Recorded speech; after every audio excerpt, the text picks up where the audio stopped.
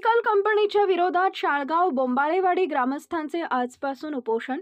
कडेगाव तालुक्यात बहुजन चर्चेत असलेल्या शाळगाव तालुका कडेगाव येथील औद्योगिक वसाहतीत सुरू असलेल्या केमिकल कंपनीच्या स्थानिक भूमिपुत्र ग्रामस्थांनी शाळगाव बोंबाळेवाडी रायगाव सह परिसरातील ग्रामस्थांच्या आरोग्यास विषारी वायू प्रदूषणामुळे धोका निर्माण झालेला आहे।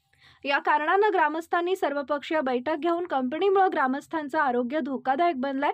परिसरातील ग्रामस्थांच्या आयुष्याशी खेळणाऱ्या अशा कंपन्या औद्योगिक क्षेत्रातून हटवली गेली पाहिजेत।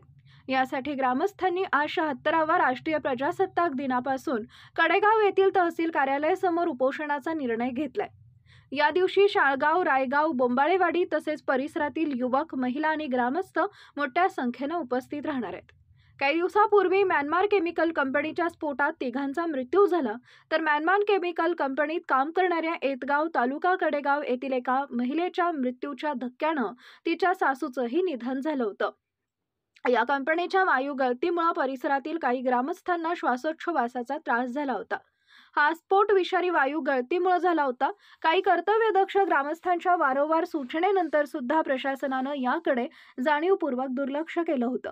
गंभीर गोष्टीकडे प्रशासनानं जाणीवपूर्वक दुर्लक्ष का, असा खडा सवाल ग्रामस्थांमधून उपस्थित केला जातोय। या गोष्टीकडे गांभीर्यानं न पाहिल्यामुळे याचा परिणाम या परिसरातील सर्व ग्रामस्थांना भोगावा लागलाय। त्यामुळे आता सर्व ग्रामस्थांनी एकजुटीनं ठरवलंय की ज्या कंपनीमुळे परिसरातील नागरिकांच्या आरोग्यास धोका आहे, अशा कंपनीचा MIDCतून हटकाव झाला पाहिजे। यासाठी साखळी उपोषणाचं ग्रामस्थांकडून हत्यार उपसलंय। यासाठी ग्रामस्थांकडून नियोजन करण्यात आलंय। प्रशासनानं गांभीर्यपूर्वक याकडे लक्ष देऊन शाळगाव, बोंबाळेवाडी व रायगाव तसेच परिसरातील ग्रामस्थांना योग्य असा न्याय द्यावा, अशी मागणी दक्ष नागरिकांकडून होतीये।